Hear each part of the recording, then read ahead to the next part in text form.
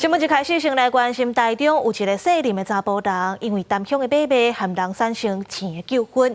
今年1月捌起冲突，昨双方是又搁起冤家拍做伙，有3个人受伤。这过程当中，甚至无细致有开一枪。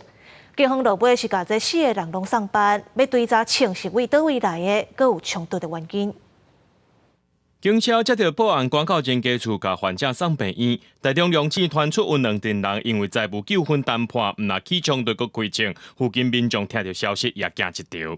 救护车啊，然后就有人头包着这样子啊。其他的我真的都不知道。外口啦租的，是，那也不是这的人啊。所以他不是这里的邻居啦。是。啊，这年刚把发生什么冲突？无拢无。 监视器翕到37岁适龄的查甫人，16早起5点和朋友赛车，结果32岁适龄的查甫人因兜要谈判，不过过程煞拍起来，37岁这个就提枪出来，想袂到煞开一枪，虽然无弹到人，不过开枪的人就赛车先选啊，冤家相拍受伤的3个人拢送病院。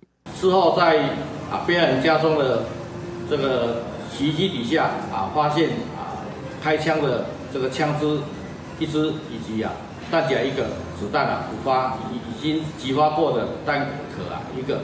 警方调查发现，这2个适龄的查甫人因为单向买卖有生理的纠纷，今年1月就爆发生冲突。迄当时37岁适龄的就提枪出来电，一解佫开枪。